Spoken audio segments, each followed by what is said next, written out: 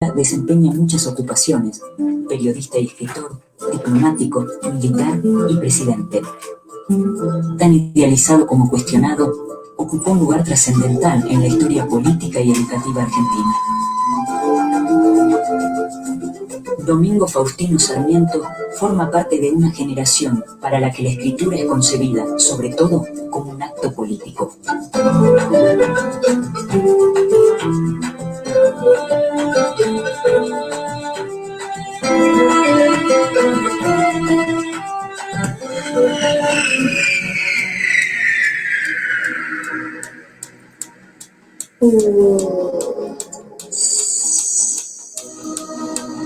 It was really difficult.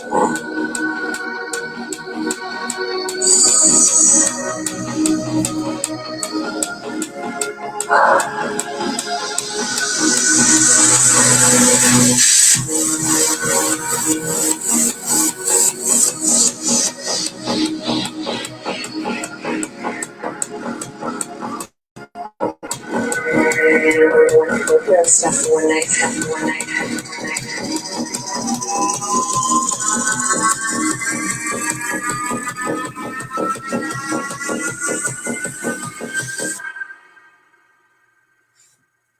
Fucking hard fucking.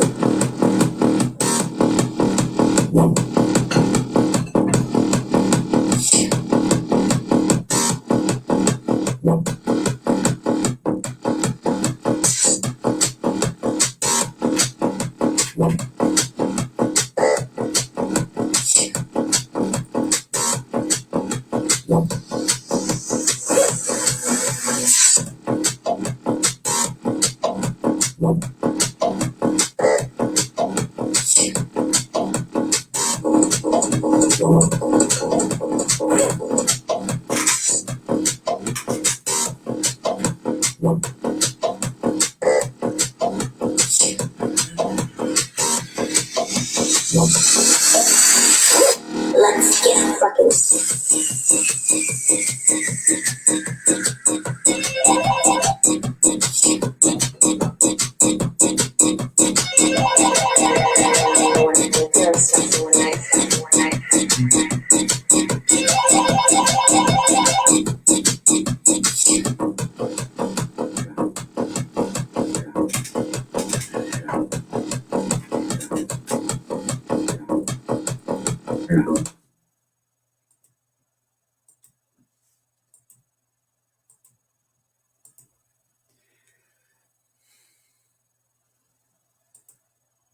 Los descubridores Daniel J. Bernstein, página 257.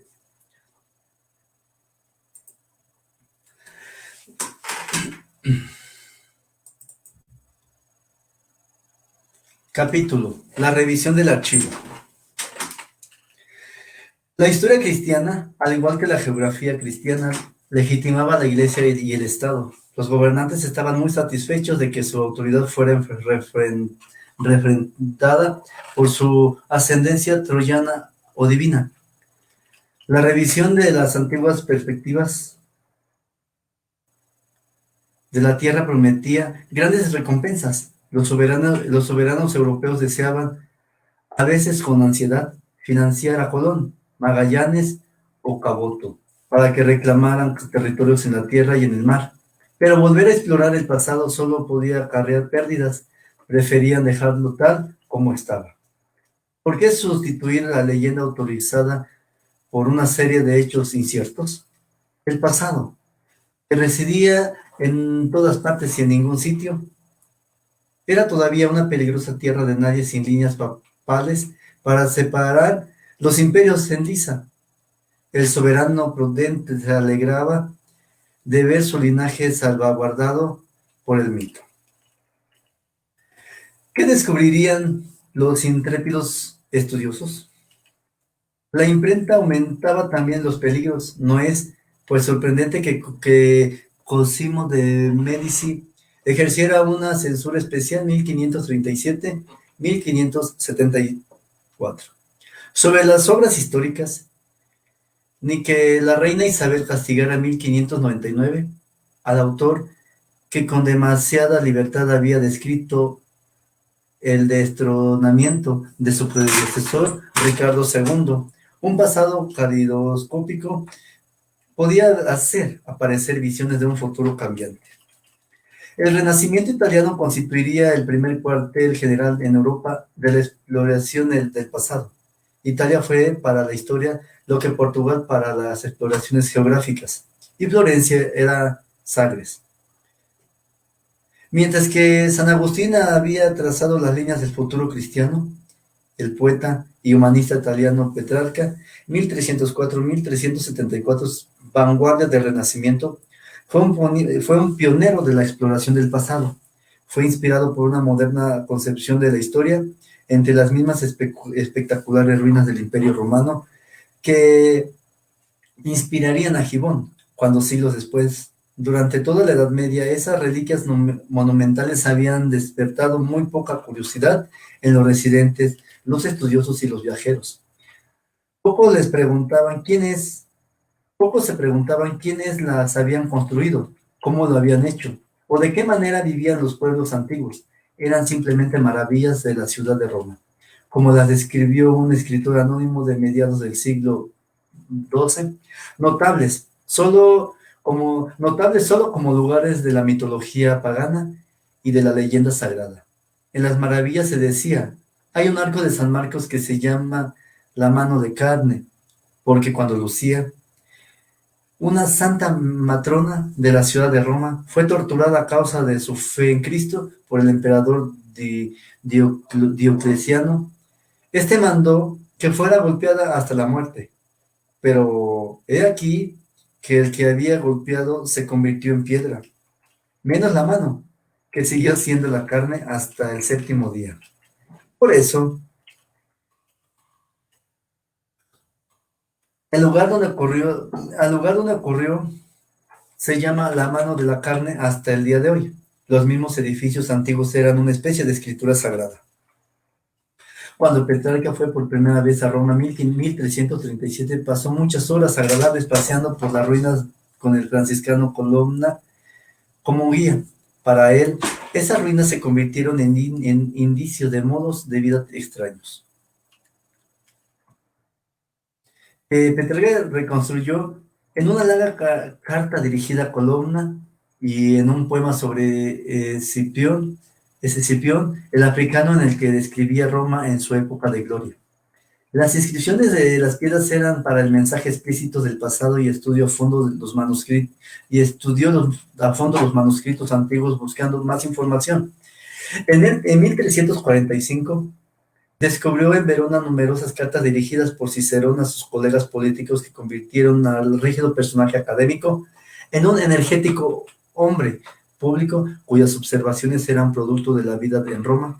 Petrarca usó las monedas como una fuente histórica que le ayudó a comprender un desconcertante pasaje, que le ayudó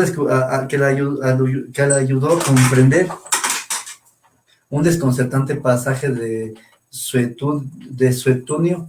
Cada vez que se desenterraba algún tesoro se lo llevaba a Petrarca para que lo estudiara, y él consideraba que su vasta colección de monedas romanas era una galería de retratos de los emperadores.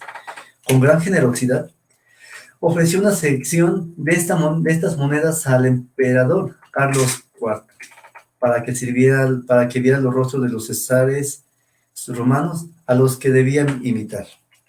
Cuando el emperador del Sacro Imperio Romano Carlos IV, 1316-1378, se vio frente a un documento antiguo que daba a entender que Austria debía ser excluida de sus dominios, recurrió a Petrarca, que demostró su falsedad. En 1355. Petrarca concluía: no sé quién lo escribió, pero no hay duda de que no era un hombre culto, sino un colegial, un escritor ignorante o un hombre con deseos de mentir, pero sin habilidad para hacerlo.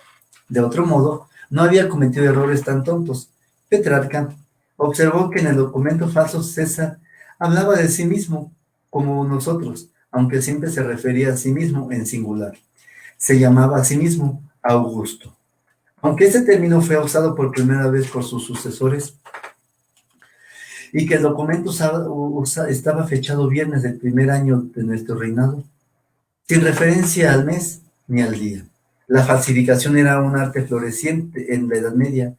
Los batalladores señores feudales y los nuevos reyes, ansiosos por fundamentar la antigüedad de la costumbre, deseaban disponer de la tangible autoridad de los documentos. El creciente uso de los testimonios escritos aumentaba la necesidad de concesiones auténticas. Y los delitos de falsificación recogidos por el derecho romano se limitaban a los casos de propiedad o herencia. La falsificación de documentos para apoyar a una autoridad reconocida se consideraba por lo general un acto de piedad o de patriotismo. Antes de que la falsificación de documentos históricos fuera considerada propia o probiosa, era necesario creer que el pasado histórico no era una endeble trama de mito y leyenda, sino que tenía una realidad sólida y definible.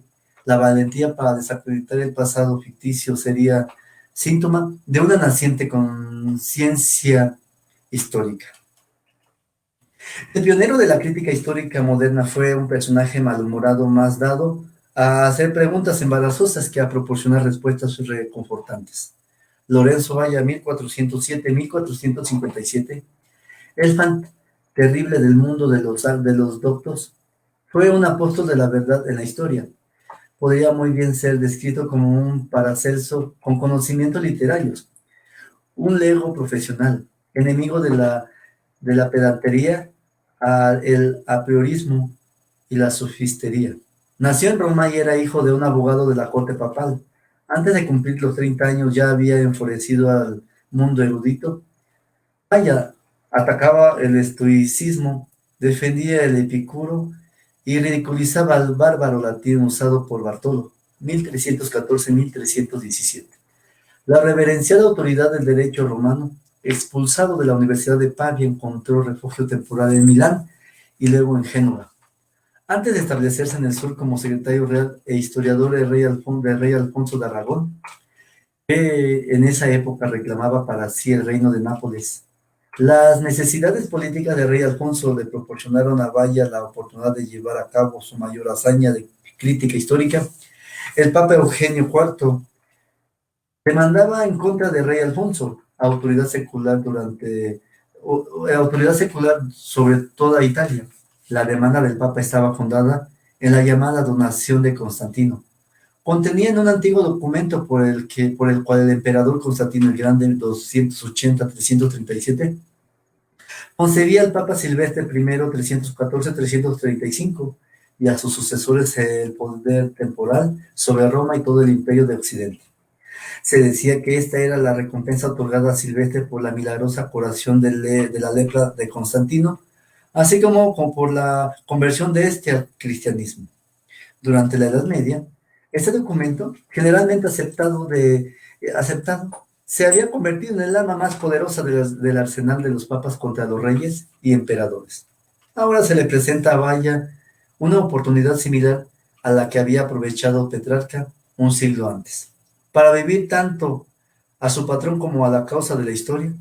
La ocasión estaba hecha a la medida de alguien con un temperamento iconoclasta, su de falso credita et mentira, Constantini, donatione de declamatio, tratado sobre la donación de Constantino, demostró en 1440 de modo tan concluyente que el documento era falso que pocos defensores de la supremacía papal se atrevieron a apelar a él. A partir de ese momento, recurriendo a su profundo conocimiento de la gramática histórica latina, Valla demostró que el documento no podía ser auténtico. El falsificador era tan ignorante que no sabía que en la época de Constantino una diadema no era una corona de oro, sino una tela tosca, y que la palabra tiara no se utilizaba todavía. Valla encontró en cada línea anacronismos evidentes: púrpura, cetro, estandarte, enseña, incluso la palabra equivalente a u, junto a términos tomados del hebreo de los secretarios de Constantino, no podían conocer.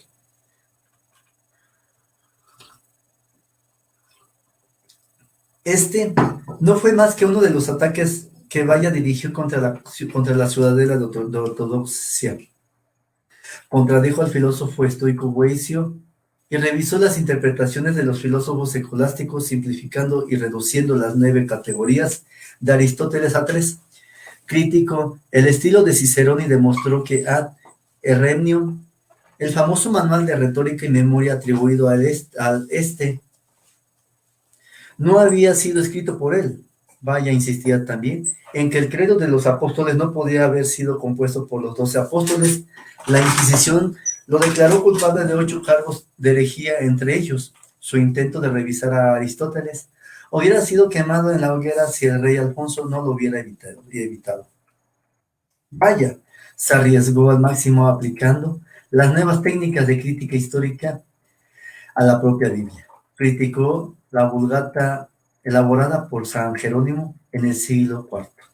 La traducción latina de la Biblia, que había sido la versión autorizada durante la Edad Media, ante la insistencia del cardenal Besario, se había donado su gran biblioteca a Venecia.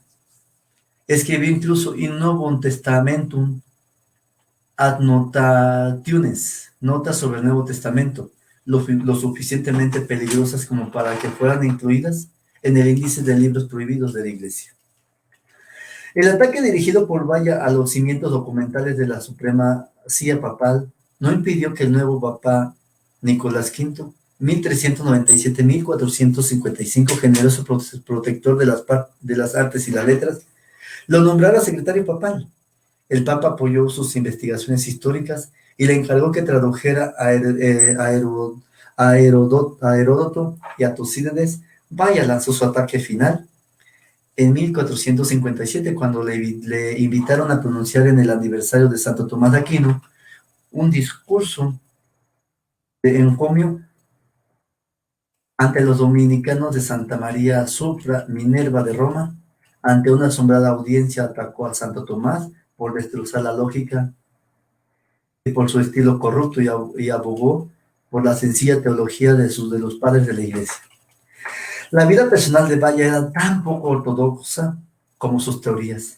Si bien ostentó numerosos cargos eclesiásticos, no es probable que llegara a ser ordenado sacerdote.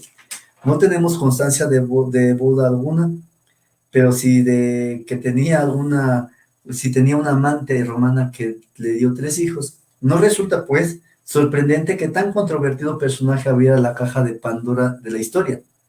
La imprenta hizo de sus escritos una bomba de tiempo.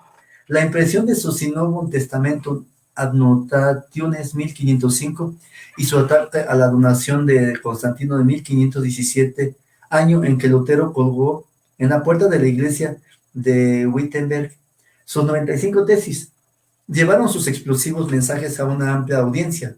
Erasmo y otros que siguieron el ejemplo de Valla incorporaron la historia al arsenal de la el arsenal de la Reforma.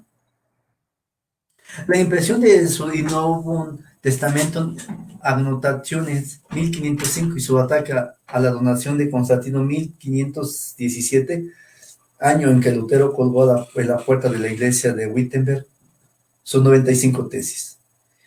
Llevaron sus explosivos mensajes a una amplia audiencia. Erasmo y otros que siguieron el ejemplo de Valla incorporaron la historia al arsenal de la Reforma. El espíritu crítico también sirvió a los cristianos en la batalla contra el Islam. La traducción del Corán de Juan de Segovia separó el texto original de las posteriores adiciones occidentales. En el Tamí del Corán 1460, en el polifacético Nicolás de Cusa 1401-1461, analizaba los distintos elementos históricos que habían intervenido en ese libro sagrado para demostrar que el texto que perduraba no era producto de la inspiración divina, sino de la acción del hombre. La Guerra de los 30 Años, 1618-1648, engendró en toda Europa numerosas controversias entre los príncipes católicos y protestantes que reclamaban jurisdicciones basadas en documentos antiguos. Los nobles de Francia, defendiendo su poder local contra la amenaza de un rey absolutista, emprendieron lo que se conoce como guerras diplomáticas. La audiencia de la diplomática, esencial para la investigación histórica moderna, se desarrolló como respuestas a esas necesidades. La diplomacia tiene muy poco que ver con la diplomacia. La diplomática tiene muy poco que ver con la diplomacia. Deriva de la palabra griega diploma, doblado o plegado, utilizada para escribir documentos que generalmente estaban doblados. En la antigua Roma, los documentos importantes grabados en un díptico de bronce se doblaban, cerraban y sellaban, no solo porque era más cómodo guardarlos así, sino también para mantener en secreto su contenido. El término diploma no se usó mucho en la Edad Media, pero los escritores del Renacimiento lo empleaban para referirse a un documento antiguo, especialmente el que establecía derechos de propiedad o autoridad política. Ya en el siglo XVIII esta palabra designaba en inglés un certificado académico.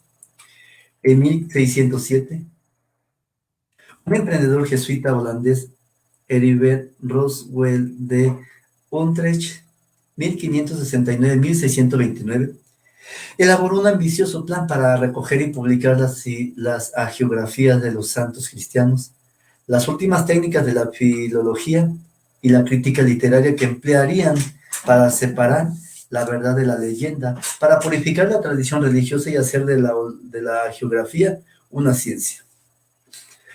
Los jesuitas se tomaron la tarea muy en serio, horrorizaron a la devota Inglaterra cuando sus investigaciones acabaron con la leyenda de San Jorge. Uno de estos pioneros de la historia crítica, el activo Daniel Paperbroech, 1628-1714, de cuya pluma salieron 18 volúmenes de este tipo, elaboró una serie de reglas para detectar los documentos falsificados, que luego aplicó a las cartas benedictinas para demostrar que eran falsas. Paperbroech afirmó que no perduraba ninguna carta auténtica anterior al año 700, sino que demostraba que los benedictinos no tenían ningún derecho sobre los monasterios de Saint-Denis y Corbie, en Francia. Estas propiedades probablemente pertenecerían a los jesuitas. El brillante Jean Mabillon, 1632-1707, habían entrado en la orden benedictina hacía poco tiempo, estaba providencialmente capacitado para defender a su orden y al mismo tiempo elaborar las técnicas de la crítica textual moderna. Nacido en el seno de una familia campesina de Champaña, recibió la tonsura a los 19 años y pasó los primeros años de su vida religiosa yendo de monasterio en monasterio en Saint-Remy, y visitó la iglesia donde se había consagrado a los reyes de Francia durante siglos. Y cuando recorrió los cementerios donde estaban enterrados los primeros cristianos de las Galias, se interesó por el testimonio de las lápidas y actuó con la diligencia en una de sus investigaciones que se le denunció por haber levantado el pavimento de casi toda la iglesia.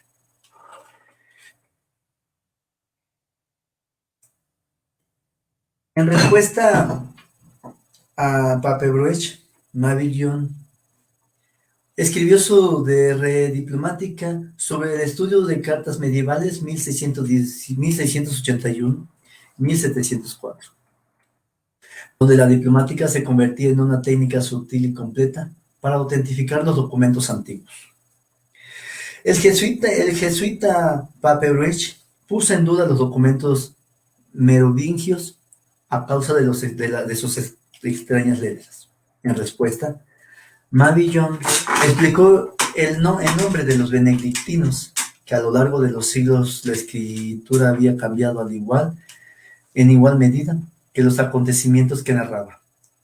Pasó revista a la escritura latina desde las letras mayúsculas de la antigua Roma hasta la caligrafía del siglo XVII. Al estudiar la amplia gama de datos, inició las ciencias auxiliares de la escritura paleográfica, los materiales de escritura, los sellos sigilografía, las fechas cronología y el vocabulario filología.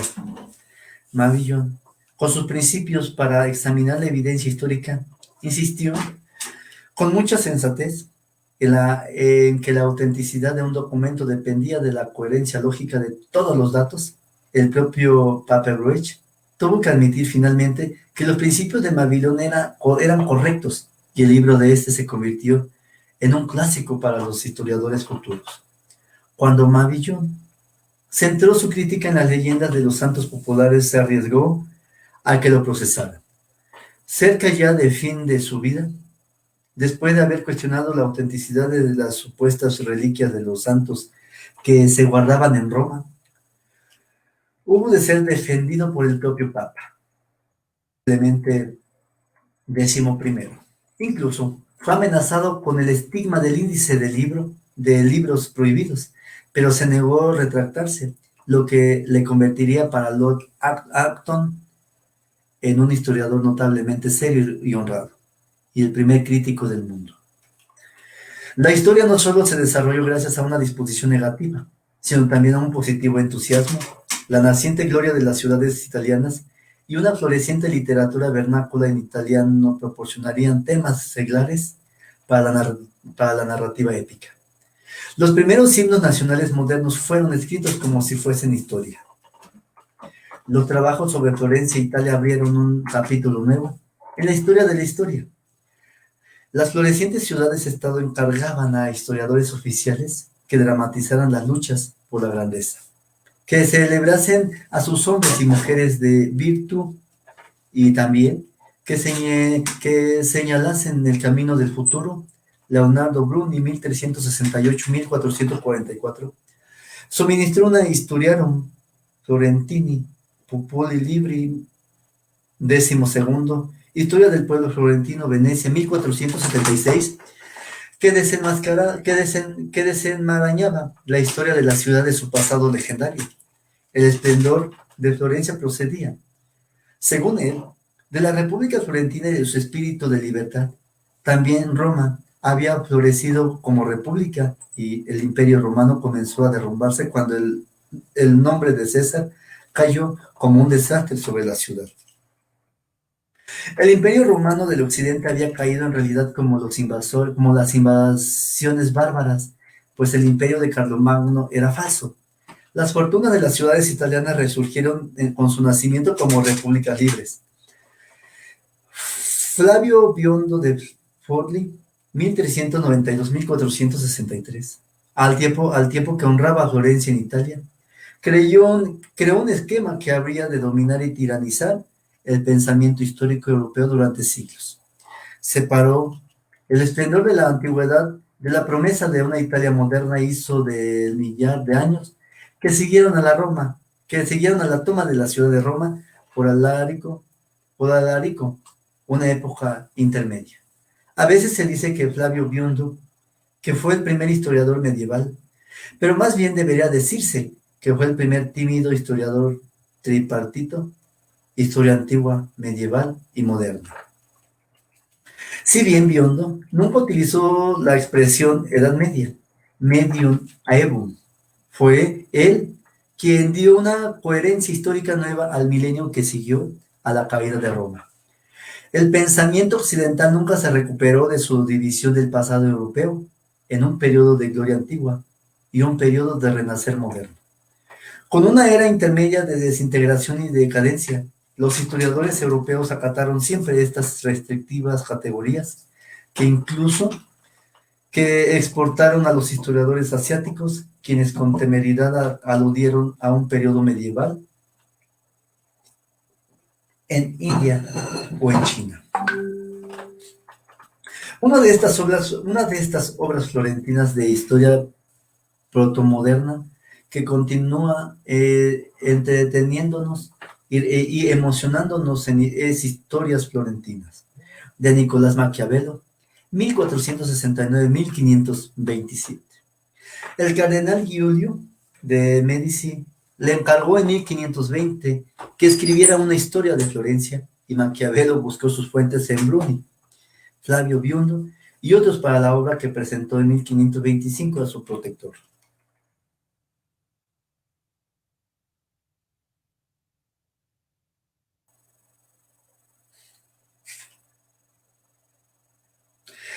que para entonces ya era el Papa Clemente VII. El Príncipe, una obra que Maquiavelo había comenzado unos años antes. Era un camafeo de historia contemporánea fundido en un molde poco conocido. Siguiendo a Bruni, dedicó la mitad de las historias al periodo que se extendía entre las invasiones bárbaras y el ascenso de los Medici. En 1434, el resto narraba las intrigas y las batallas de la Italia florentina hasta la muerte de Lorenzo el Magnífico en 1492. Siguiendo a Tucídides y a Livio, Maquiavelo escribió los discursos que consideró apropiados para los personajes y las ocasiones que relataban, y el nacimiento y la decadencia de la República Florentina. La corrupción y la crueldad de los Borgia se convirtieron en una tragedia política cuyo clímax se produjo en su propio tiempo. Su combinación del espíritu crítico y la forma épica anunciaban las grandes obras de la historia moderna. Exploradores entre las ruinas, el comercio medieval de materiales de construcción fue un subproducto muy provechoso del esplendor de la antigua Roma que pasó desapercibido.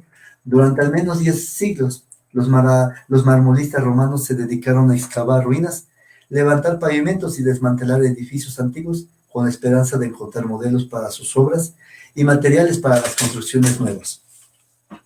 En 1150, un grupo de marmolistas, la escuela de Cosmati, creó incluso un nuevo estilo de mosaico con fragmentos antiguos.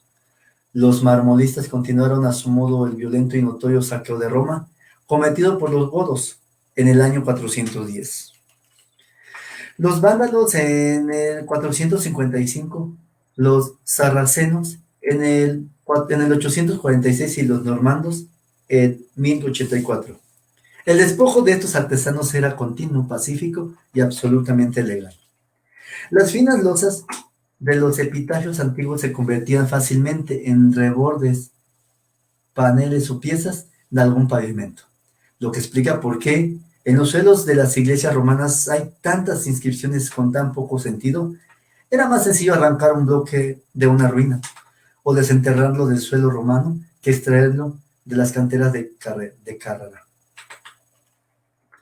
En toda Italia, la ambición competitiva de las florecientes ciudades medievales creó una demanda de iglesias nuevas que parecía interminable. Los duomos y campaniles necesitaban fuertes cimientos de piedra, gruesas paredes y arcos monumentales. A medida que la industria se desarrollaba y que el botín de las marmolistas romanos rebasaba las necesidades del mercado local, estos se enviaban en forma creciente su mercancía al extranjero en buques ligeros que navegaban a lo largo de la costa, con destino a las nuevas catedrales de Pisa, Lucca, Salermo, Urbieto y Amalfi, entre otras. En la catedral de Carlomagno hizo edificar en Aix-la-Chapelle, en la abadía de Westminster y en las iglesias de Constantinopla se pueden identificar fragmentos de mármol romano.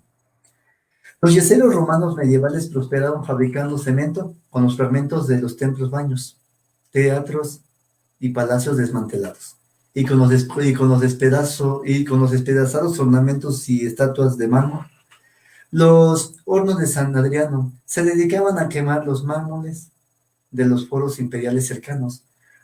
Los de Agosta consumían las piezas del mausoleo de Augusto, mientras que los de la Picna se alimentaban de fragmentos de los baños de Agripa y el templo de Isis. Se construyeron hornos temporales en los baños de Diocleciano, cerca de la villa de Libia, en la Basílica de Julia, y en el templo de Venus y Roma. Allí siguieron hasta que se terminaron los materiales de los alrededores. Toda la zona del Circo Flamino se llamaba La Calera. Un documento del Vaticano fechado el 1 de julio de 1426 autorizaba a una empresa de yeseros a derribar la Basílica Julia de la Vía Sacra para que pudieran alimentar sus hornos con trozos de travertino, con una única condición: que las autoridades papales recibieran la mitad del producto.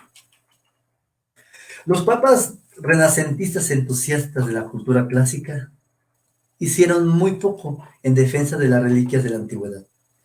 La demolición de los templos paganos y las estatuas idólatras parecía, más bien, un deber piadoso.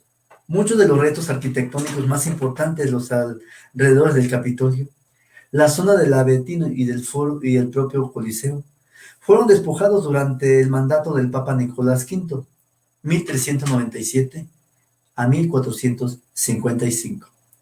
Protector de Valla y de otros humanistas, bajo el Papa Pío II, autor de una bula, 28 de abril de 1462, que protegía las ruinas de Roma incluso de una elegía en honor de estas. Algunos de los monumentos más hermosos se convirtieron en materiales de construcción con destino a los nuevos edificios del Vaticano. Finalmente, el Papa Pablo III, 1468-1549, al ver cómo se extraían las estatuas antiguas cuando se removía la tierra para abrir calles nuevas y cómo se echaban a bulto dentro de los hornos, volvió a instaurar la antigua pena de muerte para quien destruyera tales monumentos. Se dice que esto incrementó las colecciones privadas, pero no impidió de manera notable las demoliciones a gran escala. ¿Por qué conservar aquel desordenado cúmulo de restos de un pasado muerto? La vida cotidiana de los paganos despertaba poco interés y apenas se sospechaba que todo podía haber sido muy diferente. Las pinturas medievales representaban a los soldados de la Roma antigua con armaduras de la Edad Media. Los pintores comenzaron solo a graduarse, a darse cuenta de que el vestuario había cambiado a lo largo de los siglos. Como hemos visto, el propio Petrarca se interesó en estos cambios y utilizó las peculiaridades de la ropa griega para explicar un misterioso pasaje de la Ilíada. Mantegna, 1431-1506. Demostró ser bastante moderno al intentar representar el culto a la diosa Cibeles en el escenario auténtico. Gilio da Fabriano advertía de su libro Los errores de los pintores, 1564, que el pintor prudente debe saber pintar lo que es apropiado al individuo, en el tiempo y el lugar. ¿No es acaso un error pintar a San Jerónimo con un birrete rojo como el que usaban en la actualidad los cardenales? Era cardenal, pero no usaba ese tipo de sombrero, pues fue el Papa Inocencio IV quien más de 700 años después dispuso que los cardenales usaran sotanas y sombreros púrpura. Todo esto proviene de la ignorancia de los pintores. Todavía quedaban reliquias de mármol, estatuas y restos de edificios públicos para ver y tocar, que podían hacer visible la historia para la plebe inculta, los non literatissimi cittadini de Alberti, para quienes debía escribir en italiano vernáculo en los siglos siguientes, la Acrópolis y el Paternón, el Foro y el Coliseo, las pirámides y los templos de Karnak, dejarían de ser meros elementos del pasaje para devenir escenarios del drama viviente del pasado. Los pioneros de la arqueología romana llegaron por varios senderos. En el siglo XIV, Petrarca tachó de herederos de los godos y vándalos a todos aquellos que desmantelaban el esplendor antiguo. Uno de los primeros en sentir la fascinación de la arqueología fue un comerciante viajero siríaco de Ancona, 1391-1452, que dibujaba los monumentos y copió cientos de inscripciones en el sur de Italia, Grecia y en el Mediterráneo oriental. Con nuestro arte no solo podemos extraer de las profundidades monumentos que han sido destruidos, sino también sacar de nuevo a la luz los nombres de las ciudades. ¡Qué gran poder, qué divino poder tiene este arte nuestro! Un estudio de las ruinas de Roma constituía la obvia introducción de la obra de Poggio Bracciolini, 1380-1459. De Varietate Fortunae, sobre las mudanzas de la fortuna, 1431-1448. Las sucesivas puertas de Roma eran una indicación evidente del crecimiento de la ciudad y proporcionaron las ilustraciones para la Romae Instauratae 1440-1446 de Flavio Biondo, que demostraba que Roma había sido una ciudad en constante cambio. Algunos de los mejores talentos del Renacimiento se dedicaron a investigar en la antigüedad. León Battista Alberti, 1404-1472, prototipo del hombre universal de Jacob Burckhardt, aplicó la nueva ciencia de la perspectiva ideada por él a la topografía y trazado de planos de las ciudades. Usando los principios geométricos de la perspectiva, elaboró con otro florentino Toscanelli, 1397-1482, cuyo mapa del mundo inspiró a Colón en su primer viaje en el trazado del primer mapa moderno de Roma. Sus avances posibilitaron la evidente mejora de los planos de las ciudades europeas durante el siglo siguiente. Rafael, 1483-1520, deseaba emplear su inteligencia para recuperar la visión de la gloria antigua. Cuando en 1509 se trasladó a vivir a Roma, quedó encantado por las ruinas e indignado por la diaria devastación de los yeseros. Ya había comenzado a dibujar su versión ideal de la Roma clásica por el encargo del Papa León X, cuando su muerte prematura, a los 37 años de edad, puso fin al proyecto. En un espectacular alarde de renovación urbana, los papas renacentistas, con la ayuda de artistas, arquitectos, condotieros, marmolistas y yeseros, edificaron iglesias elegantes y lujosos palacios. El Papa Nicolás V, un famoso devoto de la cultura clásica, demolió con inconsciente ironía todo lo que se interponía en su camino. Cuando comenzó a modernizar la ciudad mediante la ampliación de las antiguas carreteras y la apertura de vías nuevas, un nuevo sentido de la historia transformaría poco a poco la cantera de mármol romana en un vasto museo al aire libre, donde el público poco educado podría descubrir el pasado. En la Gran Bretaña del siglo XVIII, la palabra clásica, que originalmente quería decir primera clase o de la mejor calidad, pasó a significar especialmente un producto de la Grecia o Roma antiguas. La columna romana llegaría a ser un símbolo de elegancia arquitectónica, y la antigüedad clásica un modelo de belleza a escala continental.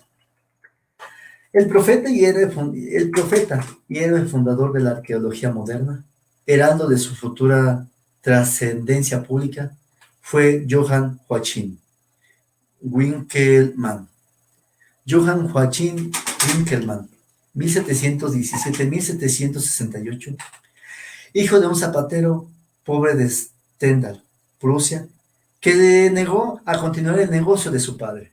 Asistió a una escuela cercana cuyo maestro se estaba quedando ciego, y el joven Winckelmann se convirtió en sus ojos. Nunca olvidaría su deuda con este maestro, que despertó su interés por los libros muy pronto, casi como una obsesión.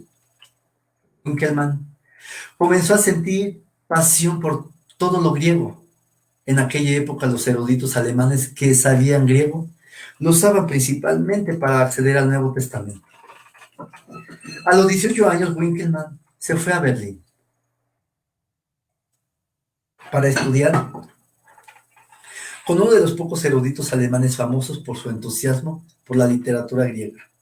A los 21 años se trasladó a Hamburgo, pidiendo limosna por el camino a fin de conseguir algunos textos clásicos de una biblioteca cuyo contenido estaba a punto de ser dispersado. Después abandonó la escuela de Berlín para ir a estudiar teología en Halle y medicina en Jena. Mientras fingía escuchar las largas lecciones magistrales, leía en secreto sus adorados textos latinos. Winckelmann, que procedía de un ambiente de la más absoluta pobreza, pasaría gran parte de su vida buscando la protección de los ricos y los poderosos. Mientras trabajaba como preceptor en casa de la adinerada familia Lamprecht. El atractivo hijo de los Lamprecht despertó en él una pasión que ha alterado la paz en mi alma. Pero esta fue solo la primera de una larga serie de pasiones no correspondidas. La sensibilidad de Winkelmann por la sobria figura masculina reforzó su admiración por la escultura griega.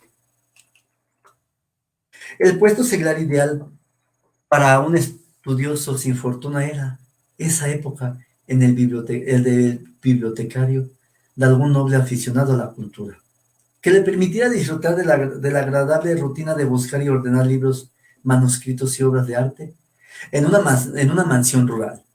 En 1748, a la edad de 30 años, Winkelmann encontró la oportunidad que esperaba en el castillo que el conde von Bunau tenía cerca de Dresde, en Sajonia.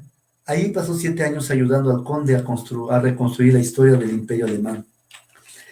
La lejanía de Dresde, conocida entonces como la Florencia de Elba, ofrecía en su museo y palacio los mejores ejemplos de escultura y pintura moderna y antigua que podían ser hallados fuera de Roma o París. La propia ciudad era un espectáculo barroco y rococó. El afiligranado Swinger pabellón, destinado a celebraciones y espectáculos públicos. El Grosser Garten, con sus numerosísimas obras de mármol realizadas por los imitadores de Bernini, y otras muchas colecciones particulares mostraban lo que los extravagantes artistas modernos habían hecho con los motivos antiguos.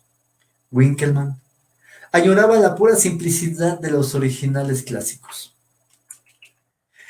La corte sajona de Dresde era por entonces el centro de un renacimiento del catolicismo. Winkelmann se dio a estas influencias y nunca se perdonó a sí mismo del todo el haberlo hecho. Pero para él, Roma no sería más que una estación del trayecto de regreso a Grecia. Sus reflexiones sobre la imitación de los griegos en la pintura y la escultura en 1755 se remontaba desde el clasicismo imitativo de la Dresde a lo Bernini, hasta las obras de los propios griegos, con una reducida pensión que le había concedido el lector de Sajonia. Se fue a estudiar a Roma. Ahí obtuvo techo y comida gracias a la relación que mantuvo con el pintor rico. Y se las arregló para conseguir el patrocinio de algún cardenal. Comenzó como bibliotecario acompañante del cardenal Albani y llegó a ser bibliotecario jefe y finalmente encargado de las antigüedades del Vaticano. Winkelmann presumía de que el cardenal Passioney, un hombre jovial de 78 años, le llevaba a dar paseos en carruaje y siempre me acompañaba a casa personalmente cuando voy con él a Frascati. Nos sentamos a la mesa en zapatillas y gorro de dormir y, si decido complacerle, también en camisón. Esto puede parecer increíble, pero digo la verdad. Pese a las tales distracciones, la pasión de Winkelmann por el arte griego no decayó nunca y conservó su deseo de producir una obra en lengua alemana que no tenga parangón. La historia del arte antiguo que ha comenzado a escribir no es una mera crónica de las épocas y de los cambios ocurridos en ellas.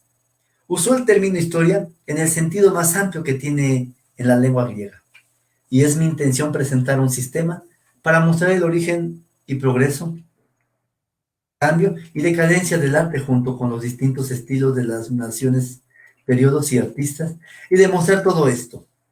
En la medida de lo posible mediante los monumentos antiguos que se conservan, Winkelmann intentaba, según Herder, encontrar el origen de lo bello en el arte de la antigüedad, y demostró que incluso entre los pueblos antiguos menos conocidos, egipcios, fenicios, persas y etruscos, el arte tenía una historia, pero elogió el arte griego del periodo de esplendor con un estilo tan vivo, con ejemplos tan convincentes que el arte griego se volvió clásico. Irónicamente, los originales a los que se refería eran tan solo copias, pues no se habían descubierto todavía las esculturas originales de la época de Fidias, pero las copias que tenían ante sus ojos no habían sido identificadas como tales por los expertos. Este padre de la arqueología científica estaba basando una ciencia en la intuición, aunque no era la primera vez que esto ocurría. Winkelmann afirmó que ningún pueblo ha apreciado tanto la belleza como el griego. Los sacerdotes que transportaban el cordero en la procesión de Mercurio eran aquellos a quienes habían sido otorgado el premio de la belleza. Toda persona hermosa pretendía que todo el pueblo conociera su distinción y, sobre todo, deseaba hacerse merecedora de la aprobación de los artistas, pues ellos eran quienes concedían el premio. La belleza incluso daba derecho a la fama, y hallamos en las historias griegas que la gente más hermosa se distingue. Algunos eran famosos por la belleza de una sola parte de su cuerpo, como Demetrio Palereus por sus hermosas cejas. El arte iba todavía más lejos, unía las bellezas y atributos de los dos sexos en las figuras de los hermafroditas. En gran número de hermafroditas, que variaban en cuanto al tamaño y posición, demuestran que los artistas trataban de expresar en la naturaleza mixta de los dos sexos una imagen de mayor belleza. Esta imagen era el ideal. La belleza es uno de los grandes misterios de la naturaleza, cuya influencia todos veremos y sentimos, pero una idea general y clara de su esencia debe ser clasificada entre las verdades por descubrir. Winkelmann reunía con la imaginación todas las diferentes bellezas que había observado, uniéndolas en una figura, una belleza poética. Winkelmann participaba de la adoración griega por la figura humana, que había hecho de la escultura el gran arte griego, en tanto despreciaba las ornamentadas estatuas que abundaban en Dresde. Su elogio de la escultura de Laocoonte y sus dos hijos apresados por serpientes marinas se convirtió en el credo del neoclasicismo. La característica universal dominante de las obras maestras griegas, por último, es la noble sencillez y la serena grandeza tanto de la pose como de la expresión. Las profundidades del mar siempre están en el calma por agitada y tormentosa que esté la superficie. Del mismo modo, la expresión de las figuras griegas revela grandeza y serenidad del alma. Aún en las garras de una pasión, Laocoonte sufre, pero sufre con corno el Filoctetes de Sófocles. Su desgracia no nos llega al alma, pero deberíamos desear ser capaces de soportar la angustia del mismo modo que este gran hombre. Hacía muy poco tiempo que había sido desenterrado cerca de Nápoles los restos de Pompeya y Herculano, ciudades que fueron repentinamente sepultadas por la lava y las cenizas del Vesubio a mediados de agosto del año 79 después de Cristo. Además, excavaciones ofrecían una visión providencial de la vida de la antigua Roma, pero la excavación, financiada por el rey Borbón de las dos Sicilias, era una operación secreta y estaba estrictamente prohibido hacer dibujos de los hallazgos. Winkelmann, como supervisor de las antigüedades romanas, consiguió ser admitido en el museo que albergaba sus descubrimientos. Escribió entonces sus cartas abiertas, donde describía los objetos desenterrados y defendía el derecho de todo el mundo erudito a recibir los mensajes que transmitían los objetos del pasado. Con la publicación de su Historia del Arte de la Antigüedad, en 1764, que incorporaba estos hallazgos, Winkelmann se convirtió en un eminente hombre de letras cuya fama se extendió a todo el continente. Este fue uno de los primeros libros escritos en alemán que alcanzó la categoría de clásico de la literatura europea. Al año siguiente, Federico el Grande le ofreció el puesto de bibliotecario real. Entretanto, estaba siendo tentado por invitaciones a Grecia.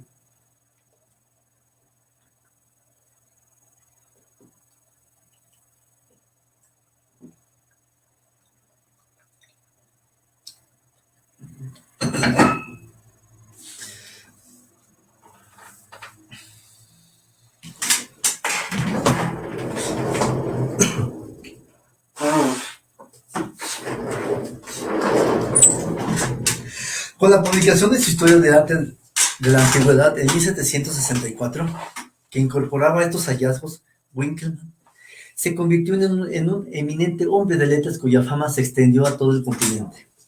Este fue uno de los primeros libros escritos en alemán que alcanzó la categoría de clásico de la literatura europea.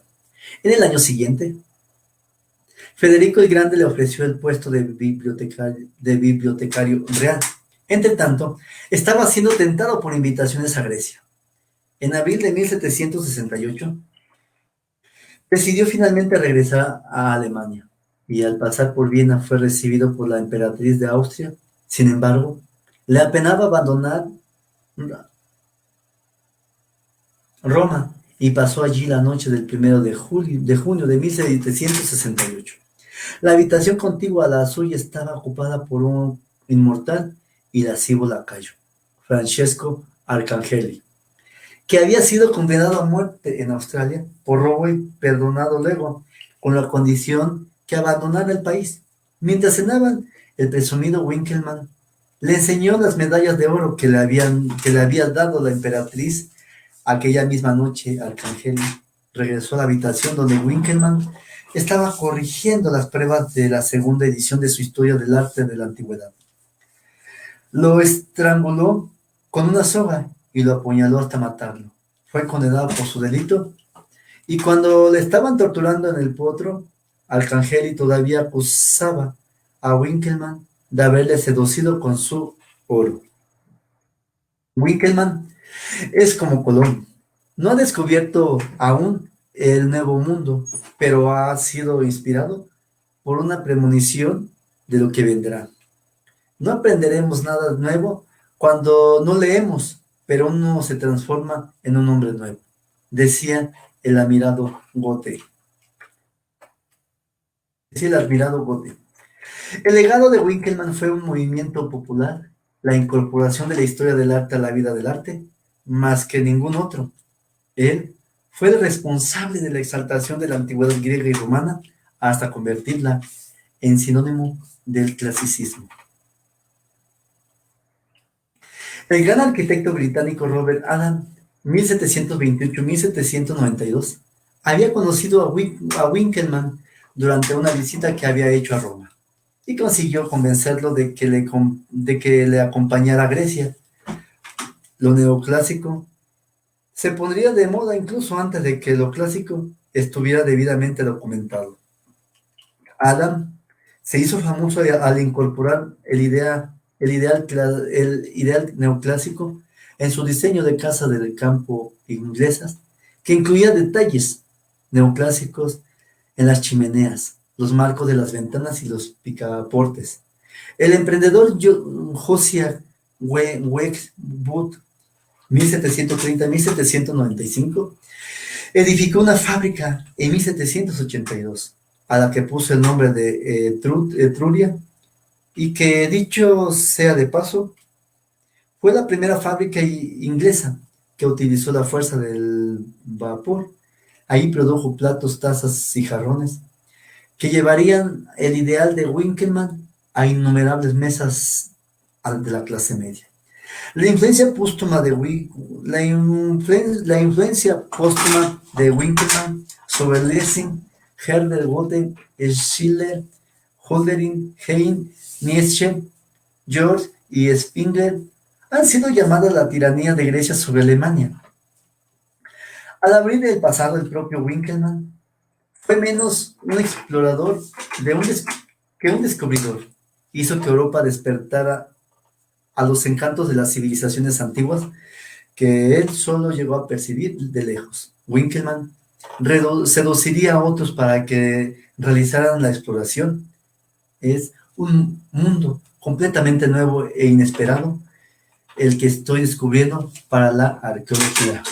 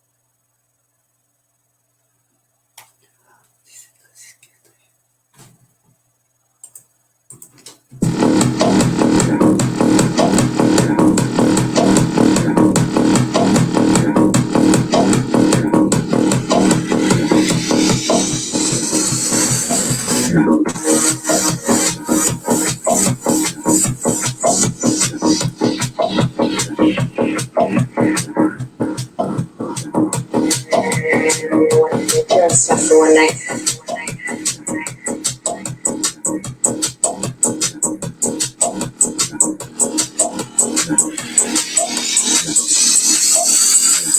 Fucking hard fucking.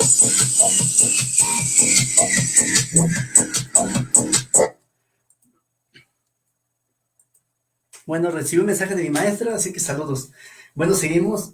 Despertar a los muertos. Pasó todo el siglo antes de que Winkelmann hallara a Vespucio, que mostrara y contara al mundo lo que realmente había sido descubierto, aunque Heinrich y Schliemann, 1824-1890, también ascendió de la pobreza a la celebridad.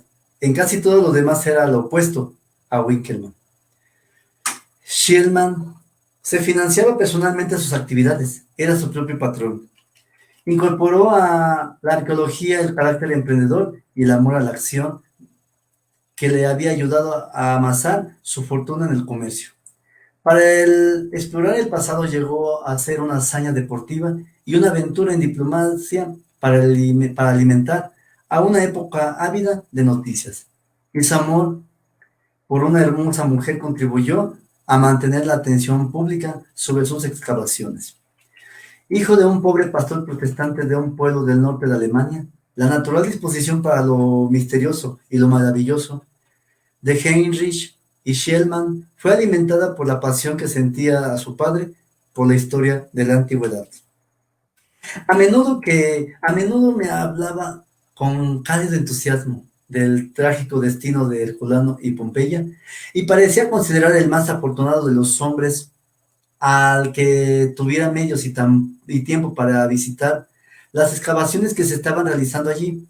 También me contó con admiración grandes hazañas de los héroes homéricos y el desarrollo de la guerra de Troya, encontrando siempre en mí un firme defensor de la causa troyana.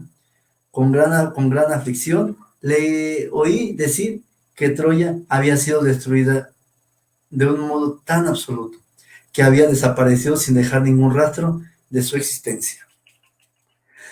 ¿Pueden entonces imaginar cuál no sería mi alegría cuando, al hallarme próximo a cumplir los 8 años de edad, me regaló para la Navidad la historia universal del doctor George Ludwig Herder, con un grabado que representaba a Troya en llamas, con sus grandes murallas y la puerta de Seana, por la cual escapaba Eneas, llevando a su padre Anquises a cuestas y a su hijo Ascanio de la mano, y yo exclamé: «Padre, se equivocaba.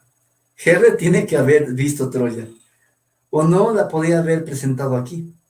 Hijo mío, eso es solo un dibujo animal, es un dibujo imaginario», replicó. Pero cuando le pregunté si la antigua Troya tenía unas murallas tan gruesas como las que aparecían en la ilustración, me contestó que sí.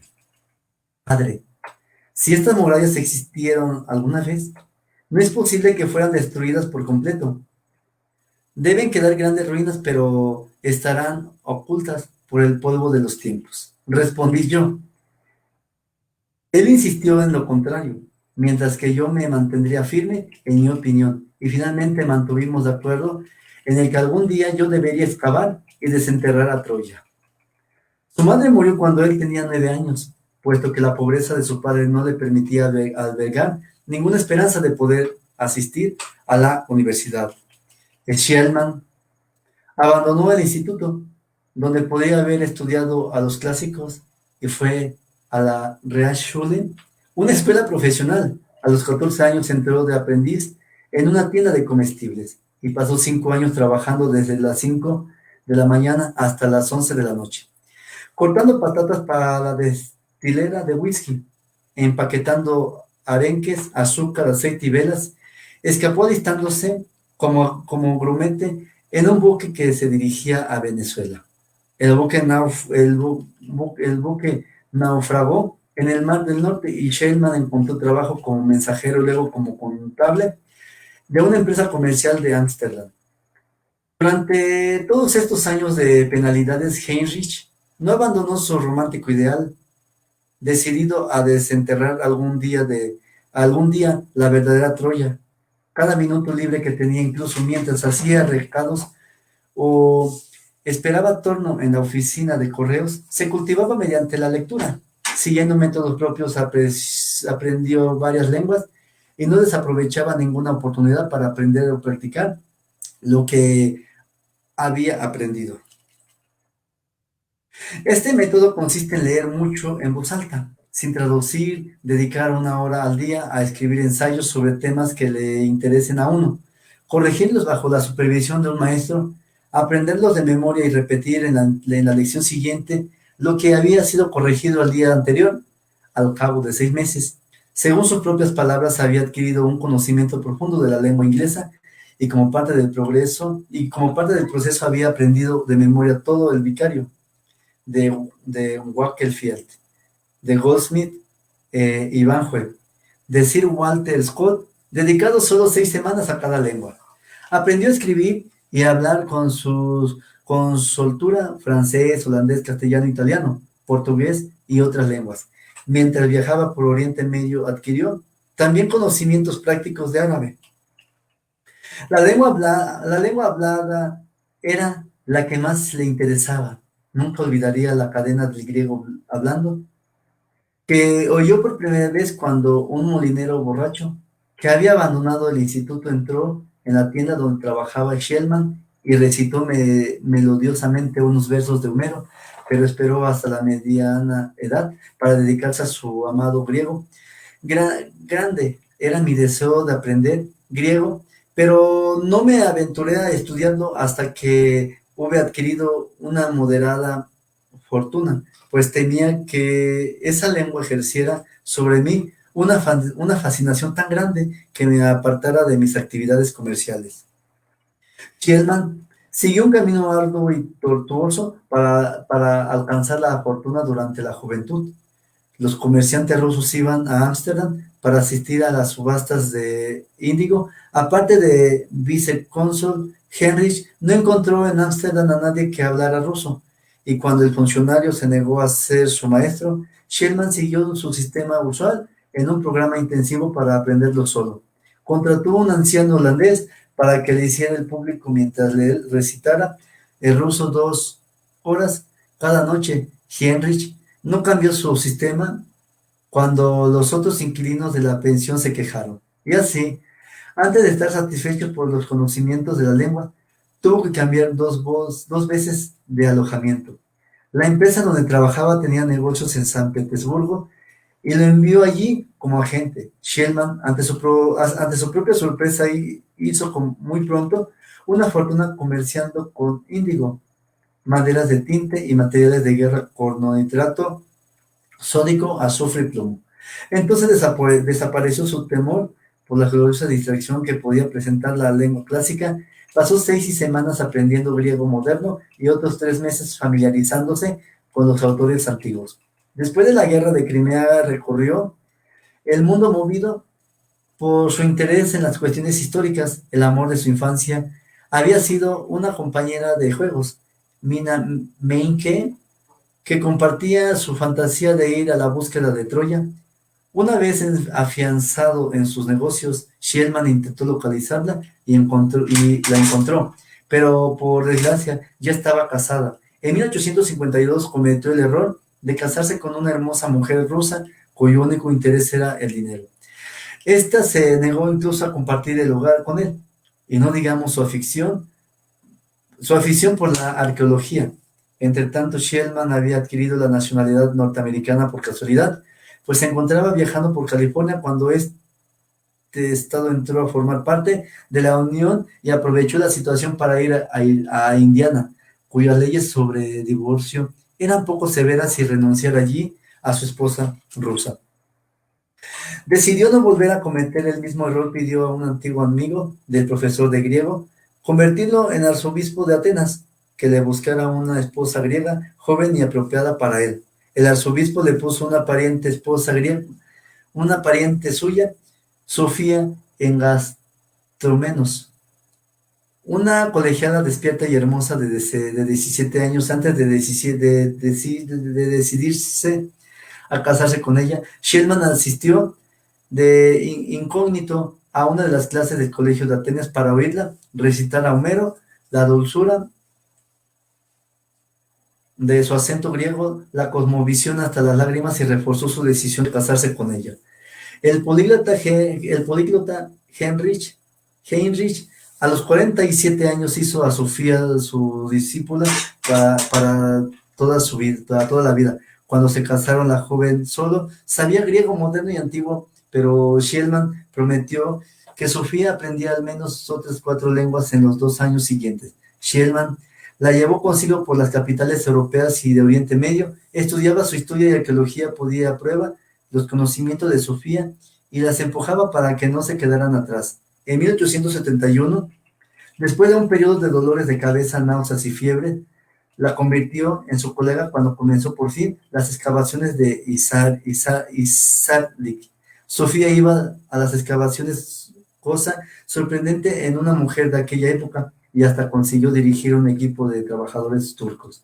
Schliemann, a diferencia de Winkelmann, creía que su vocación era excavar. El terreno en el que se encontraba a gusto no era el de las palabras, sino el de las cosas, pero la labor que llevaba a cabo exigía que supervisara a unos trabajadores que hablaban lengua exótica, y su facilidad para los idiomas, que le ayudaba a dirigir las excavaciones también, le permitía convencer a los incrédulos y a dar publicidad a sus hallazgos. Era difícil que el trabajo de un arqueólogo quijotesco, acompañado de una hermosa esposa que dirigía 150 obreros rebeldes en el exótico escenario de Turquía, pasara desapercibido incluso en aquellos días en el que la prensa de sensacionalista estaba en pañales.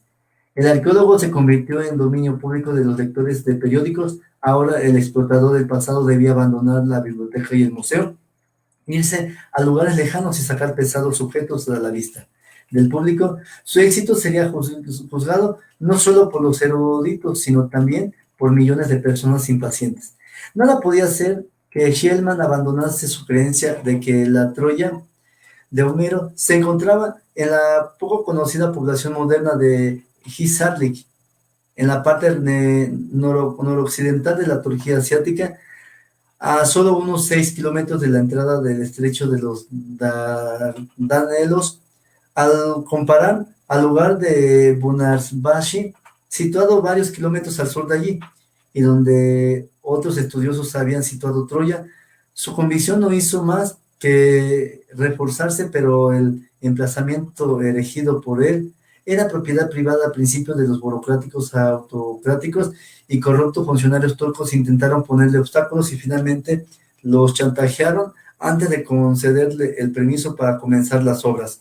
El propio Shellman pagaría por completo las excavaciones, pues consideraba un privilegio invertir su fortuna en ello. No se quejó nunca de los gastos, pero actuaba de forma prudente y práctica. En septiembre de 1871, con una cuadrilla de 80 obreros, comenzó las excavaciones en un montículo de Hisarlik. Exactamente como había previsto, encontró varias capas sucesivas de ciudades y fortificaciones, una debajo de otra. Sabía que a medida que se alejaba de la superficie, iba destruyendo monumentos de épocas más recientes, pero su objetivo era Troya. Entre los 7 y los 10 metros de profundidad halló las ruinas de esta ciudad, que creyó era Troya. Impulsivamente identificó cada uno de los elementos que había esperado encontrar: los restos del tiempo de Atenas, el altar principal del sacrificio, la gran torre, casas, calles, todo tal como lo describe la Ilíada. A principios de mayo de 1873, mientras sus obreros excavaban la parte superior de la muralla, el propio Shellman localizó un reluciente objeto de oro. 7 años después lo recordaba así en su melodramático relato: a fin de proteger el tesoro frente a los obreros y de guardarlo para la arqueología, era necesario actuar sin pérdida de tiempo. Así pues, aunque todavía no era la hora del desayuno, mandé que se hiciera inmediatamente el paidos descanso. Mientras que los hombres comían y descansaban, yo extraje el tesoro con el cuchillo grande. La tarea exigía el empleo de mucha fuerza e implicaba un gran riesgo, pues el muro de la fortificación bajo el cual había que excavar amenazaba constantemente con derrumbarse sobre mí. Pero al contemplar tantos objetos, todos de inestimable valor para la arqueología, me hizo olvidar la prudencia y no pensé en los peligros. Sin embargo, que hubieran sido imposible extraer el tesoro sin la ayuda de mi querida esposa, que le colocó a mi lado y fue envolviendo las cosas que yo sacaba en su chal y llevándolas de ahí, y llevándoselas de allí.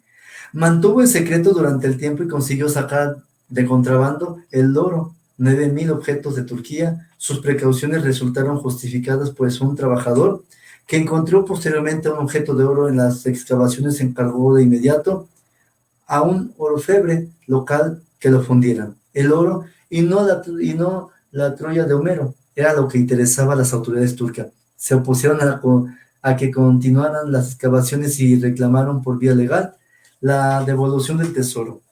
Aunque el relato de Shellman sobre las excavaciones era una esencia correcto, algunos historiadores manifiestan cierto desagrado ante su gusto por lo teatral, que a veces oscurecía los hechos. Parece que su querida esposa, que según Shellman, se encontraba a su lado recogiendo las piezas del tesoro en su chal.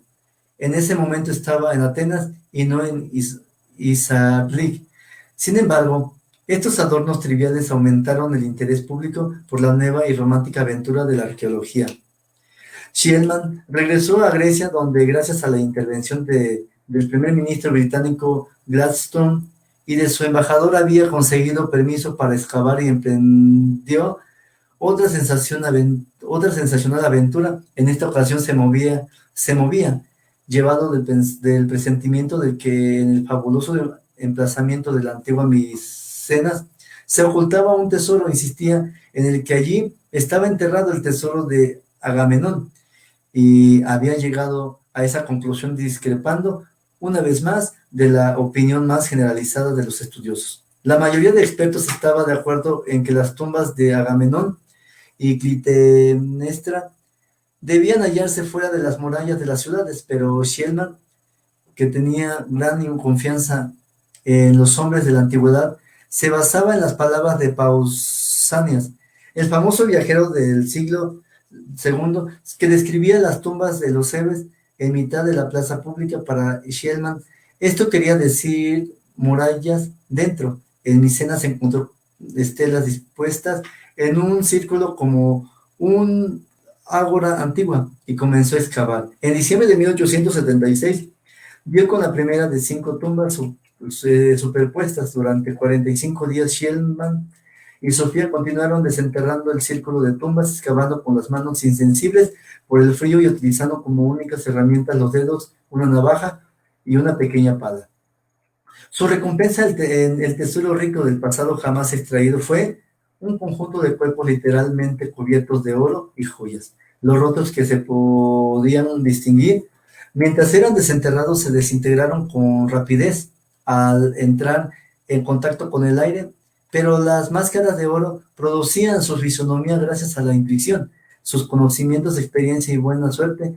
Los Shellman hallaron este tesoro fabuloso, la máscara de Agamenón, diademas de oro, estatuillas de oro y plata, empuñaduras de espada de oro, preciosos collares y pulseras, jarrones de piedra, oro y alabastro, copas de oro y plata y otras muchas joyas. Shellman, que no desperdiciaba ningún golpe de efecto, telegrafió al rey Jorge de Grecia: y tengo el enorme placer de denunciar a su majestad el descubrimiento de las tumbas que según la tradición corresponden a Agamenón, Casandra, Eureimedón y sus compañeros, asesinados todos durante el banquete por Clitemnestra y su amante Egisto.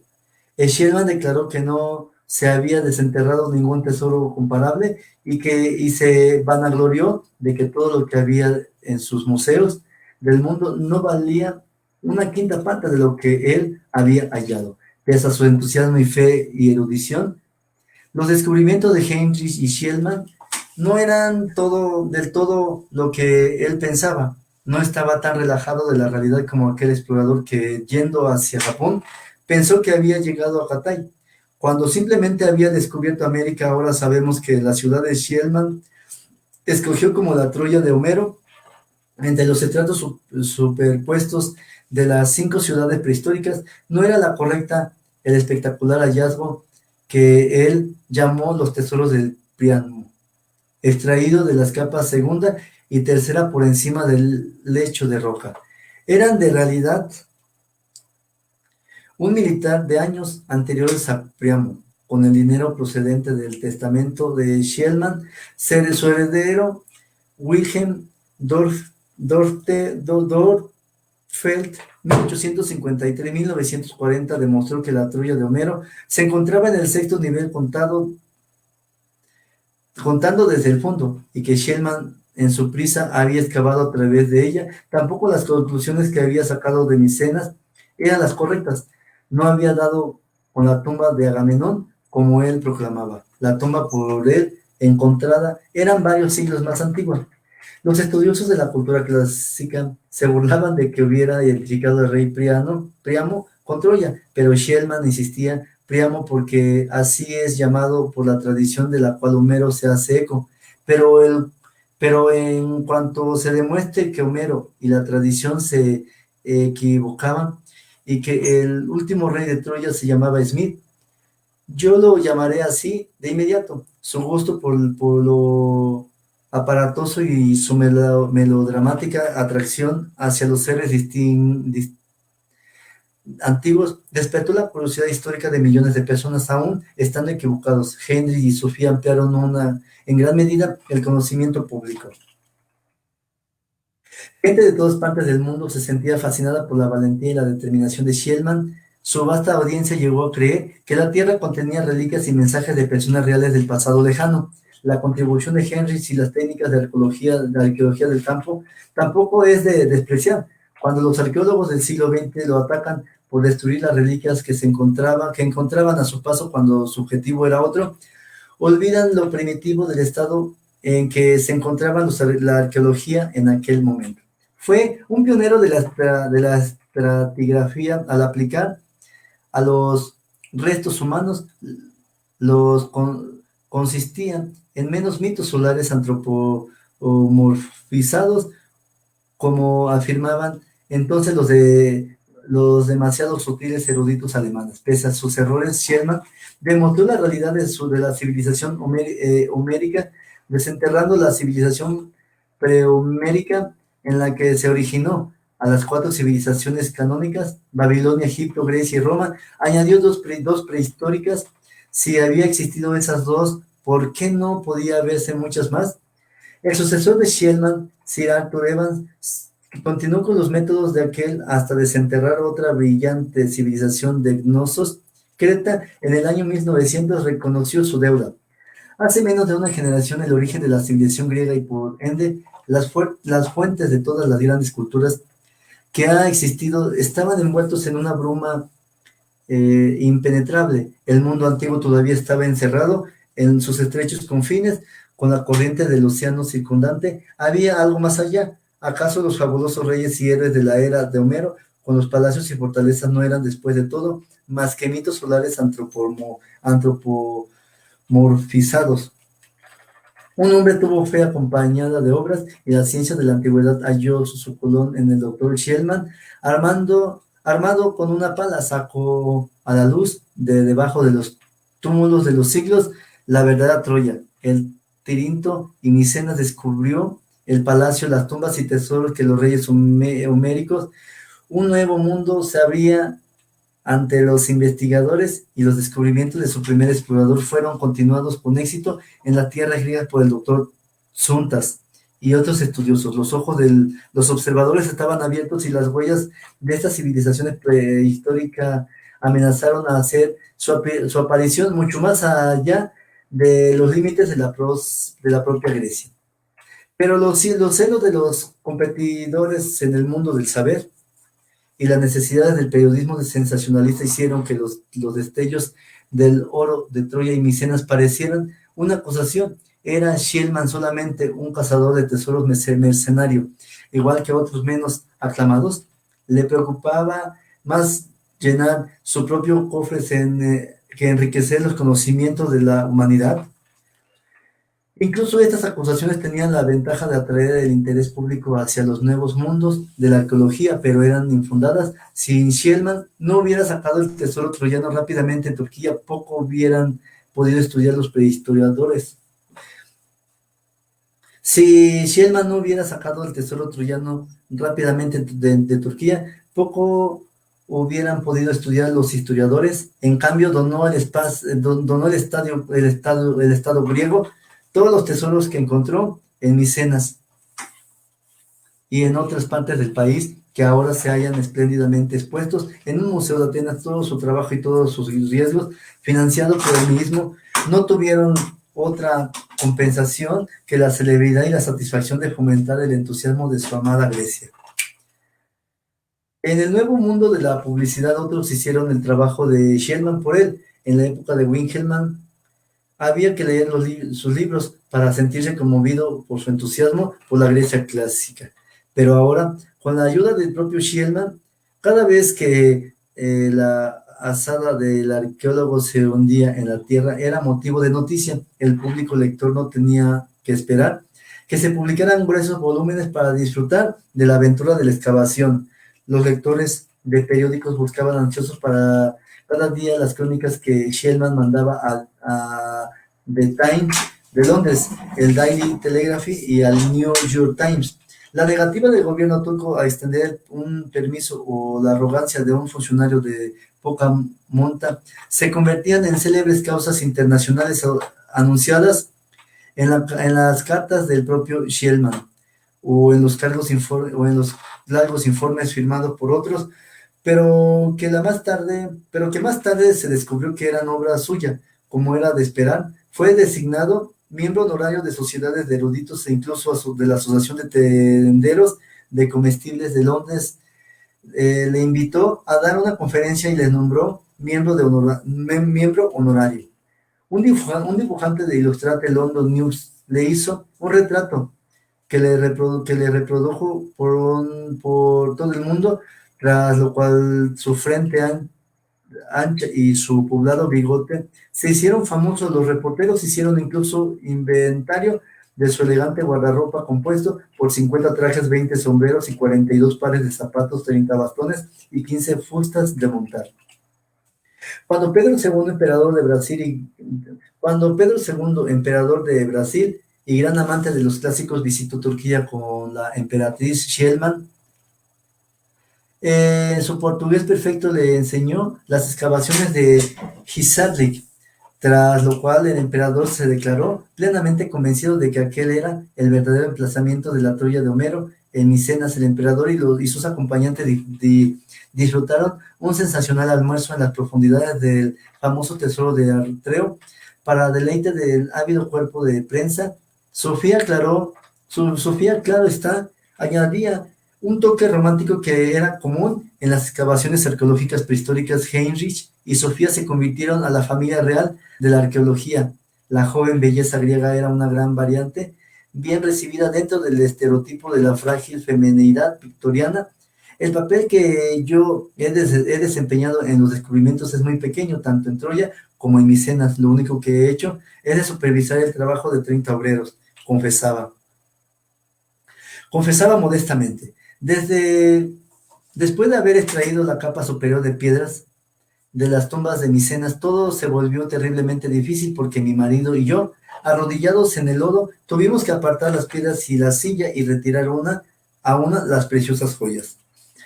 El Royal Archaeological Institute de Londres celebró una reunión especial del 8 de junio de 1877 en honor de Heinrich y Sofía, y la atención pública recayó sobre la resplandeciente Sofía, que entró en la sala con una doble escolta, por un lado del brazo de Lord Talbot, el presidente, y por otro de William Gladstone, que había solicitado ese privilegio. Fue Sofía la que pronunció el discurso.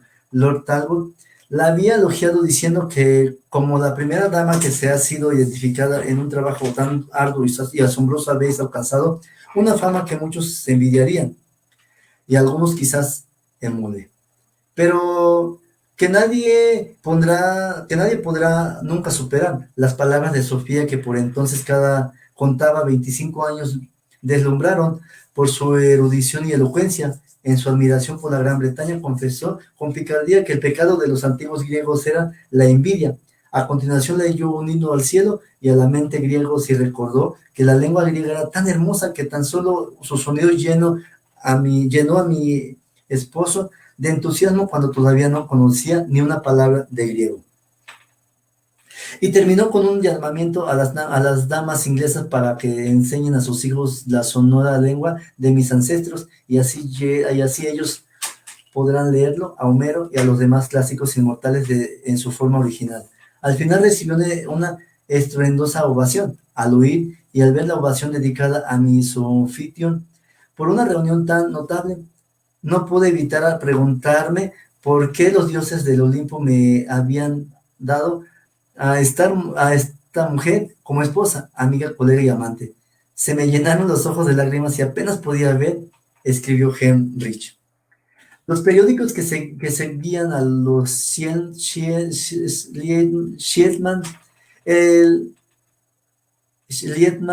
exigían también lo suyo, como en el tirinto de las excavaciones avanzadas de espacio. El corresponsal del New York Times anunció que a Heinrich se le había acabado la suerte precisamente unos días antes de que se produjera el más espectacular de sus hallazgos, los restos de un palacio que rivalizaba con los hallazgos de Troya o Micenas. En aquellas primeras décadas de la prensa diaria, las máquinas fotográficas eran todavía engorrosas y difíciles de transportar. Cuando Shellman desterró todavía los bien conservados cuerpos de las tumbas de Micenas, no había ningún fotógrafo de los alrededores, de modo que tuvo que mandar llamar a un dibujante para que produjera lo que veía antes de que los cuerpos se desintegraran. Los libros que escribió sobre las excavaciones no incluían fotografías, si bien algunos de los dibujos habían sido copiados de estas. El primer informe de una excavación arqueológica que incorporaba fotografías. No fue obra de Schellmann, sino del arqueólogo alemán Alexander Concept, y trataba de las excavaciones que había realizado en Samotracia en 1873. Cuando comparamos esas fotografías con las toscas ilustraciones de los trabajos anteriores, advertimos que la cámara fotográfica ha incrementado considerablemente la verosimilitud de la historia y ha hecho que millones de personas deseen ver más.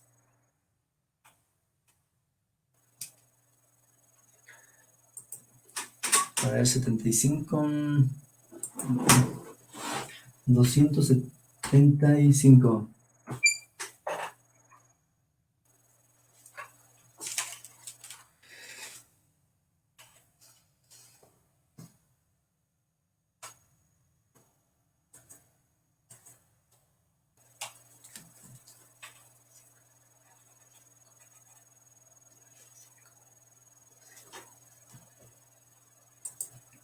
Por fin vamos a terminar.